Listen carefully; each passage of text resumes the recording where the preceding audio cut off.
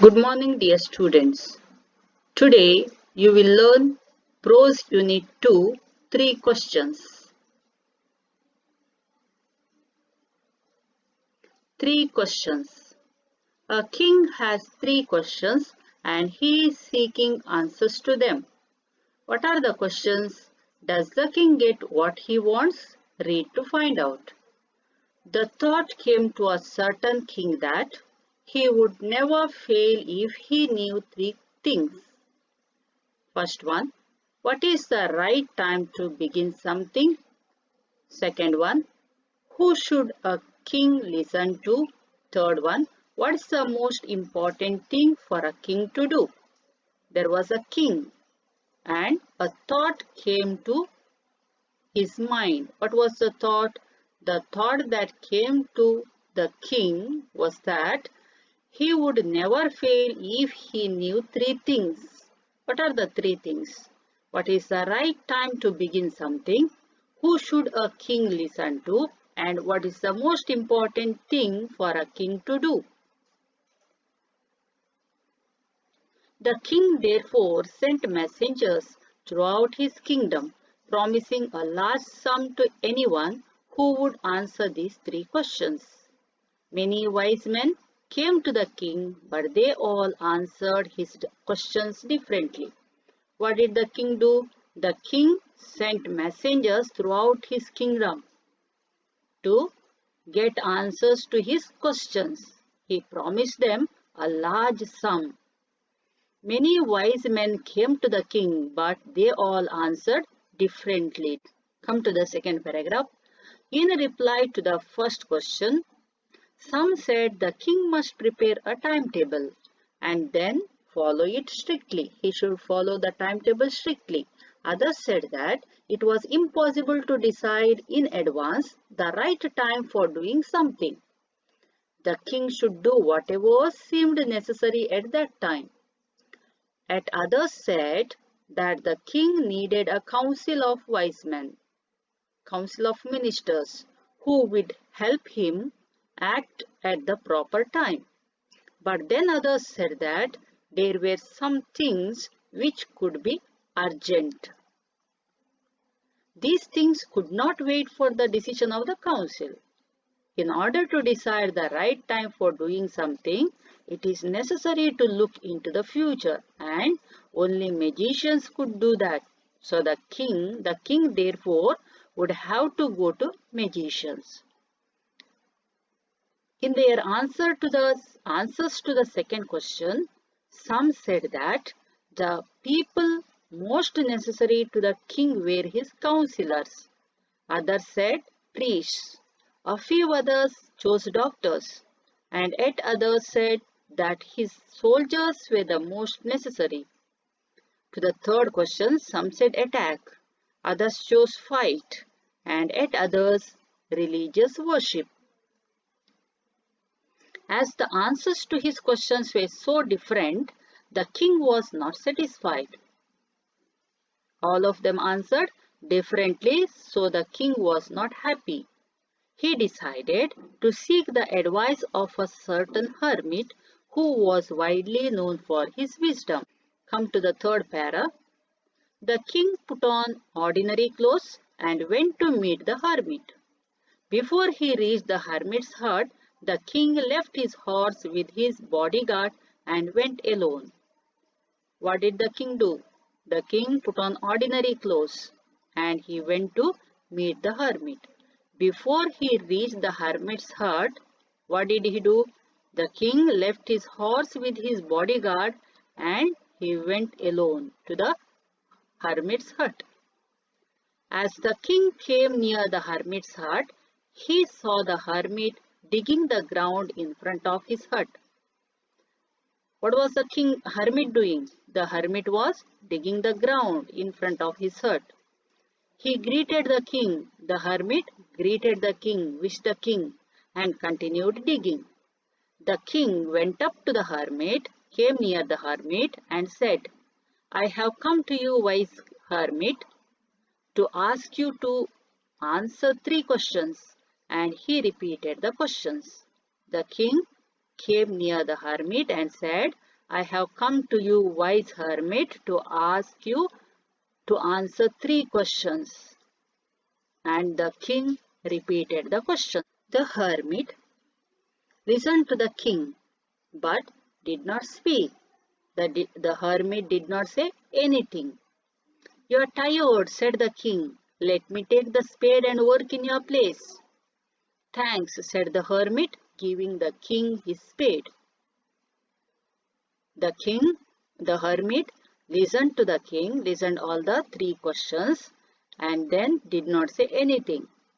The king said, you are tired, so let me take the spade and work in your place. What do you mean by spade? Spade is a digging tool. The hermit said, thanks, and gave his spade to the king. When the king had dug 2 beds, he stopped and repeated his questions. He dug 2 beds. Then once again repeated his questions.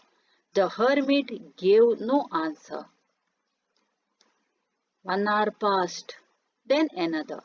The sun went down behind the trees, and at last the king stuck the spade into the ground and said, I came to you, wise man, to get answers to my questions. If you can give no answer, tell me so and I will return home. 1 hour passed, then another. 2 hours, he dug the land. The sun went down behind the trees, and it was evening. And at last the king stuck the spade, threw the spade into the ground and said, I came to you, wise man, to get answers to my questions. If you can give no answer, if you cannot give answers to my questions, tell me so. I will return home, said the king. Here comes someone running, said the hermit. The king turned round and saw a bearded man running towards them. At the same time, a bearded man came running towards them. His hands were pressed against his stomach. He was holding his hands, pressing his stomach, from which blood was flowing. When he reached the king, he fainted and fell to the ground. Fainted. What do you mean by fainted?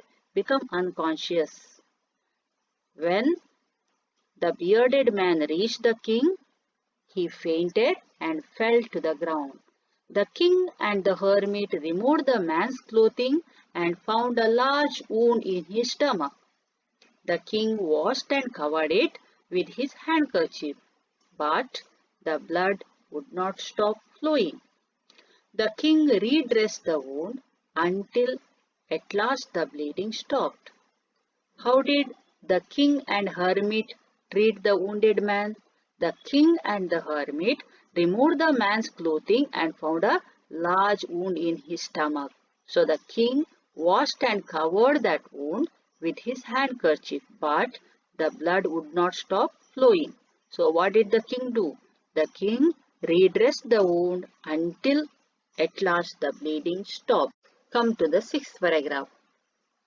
The man closed his eyes and lay quiet. The king, tired by his walk and the work he had done, lay down on the floor and slept through the night. The man closed his eyes and lay quiet. He slept. The king, tired by his walk and the work he had done, lay down on the floor and slept through the night. When he woke up, it was several minutes before he could remember where he was or who the strange bearded man lying on the bed was. When the king woke up, it was several minutes before he could remember. He took several minutes to remember where he was or who the strange bearded man lying on the bed was. Come to the 7th paragraph. Forgive me, said the bearded man in a weak voice when he saw that the king was awake. I do not know you and have nothing to forgive you for, said the king. The king said, I do not know who you are. I have nothing to forgive you for. You do not know me, but I know you. I am that enemy of yours. I am your enemy who swore revenge on you, who decided to take revenge on you, because you put my brother to death and seized my property. Why did the bearded man decided to take revenge on the king? Because the king put his brother to death and seized his property. I had made up my mind to kill you on your way home, but the day passed and you did not return. So I left my hiding place and I came upon your bodyguard. I came near your bodyguard, who recognized me and wounded me. The bodyguard of the king recognized him and wounded him.